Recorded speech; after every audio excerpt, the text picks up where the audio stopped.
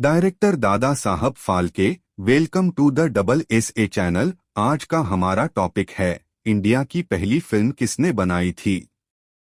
दादा साहब फाल्के, जिनका पूरा नाम धुंडीराज गोविंद फाल्के था, एक भारतीय फिल्म निर्माता थे और उन्हें अक्सर भारतीय सिनेमा का जनक माना जाता है। उनका जन्म 30 अप्रैल 1870 को त्रिंबक, महाराष्ट्र, भारत में हुआ था और उनका निधन 16 फरवरी 1944 को नासिक, भारत में हुआ था।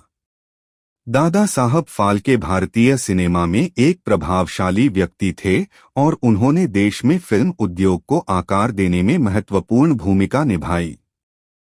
वह 1910 की film the life of Christ से प्रेरित थे और भारतीय दर्शकों के लिए एक समान माध्यम बनाने के लिए दृढ़ थे।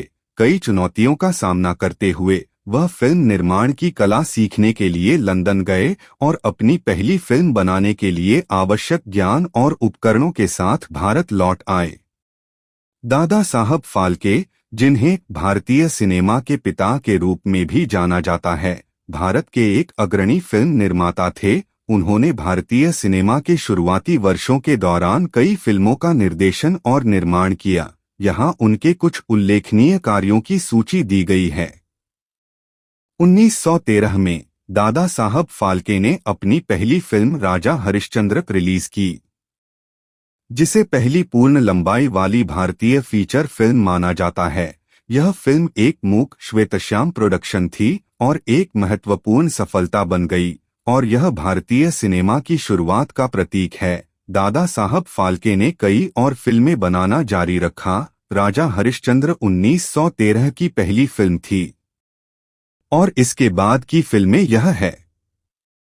मोहिनी भस्मासुर 1913 दादा साहब फाल्के की एक और महत्वपूर्ण प्रारंभिक फिल्म।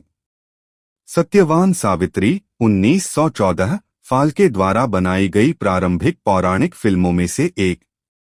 लंका दहन 1917 सीता को बचाने के लिए भगवान राम की लंका यात्रा की कहानी का पुनर्कथन। श्री कृष्ण जन्म 1918 भगवान कृष्ण के जीवन पर आधारित फिल्म। कालिया मर्दन 1919 भगवान कृष्ण द्वारा कालिया नाग को वश में करने के प्रसंग को दर्शाया गया है। श्री राम वनवास 1919 भगवान राम के वनवास पर आधारित। गंगावतरण 1937 दादा साहेब फाल्के की अंतिम फिल्म थी। उनकी फिल्मों में अक्सर पौराणिक विषयों और ऐतिहासिक कहानियों को दर्शाया जाता था। भारतीय सिनेमा में उनके योगदान को आज भी याद किया जाता है, जिसने भारतीय फिल्म उद्योग की नींव स्थापित की। भारतीय सिनेमा में फाल्के का योगदान अभूतपूर्व था और इसने कई फिल्म निर्माताओं और अभिनेताओं के लिए इसका अनुसरण करने के दरवाजे खोल दिए। दादा साहब फाल्के की विरासत भारतीय फिल्म उद्योग में रची बसी है और देश उनके सम्मान में हर साल दादा साहब फाल्के पुरस्कार मनाता है। यह जानकारी दूसरों तक भी शेयर करें। जिंदगी सीखने का नाम है। यह वीडियो देखने के लिए धन्यवाद और ऐसी रोचक जानकारी सुनने के लिए शौकीन शरीफ अंसारी यूट्यूब चैनल को शेयर और सब्सक्राइब करें।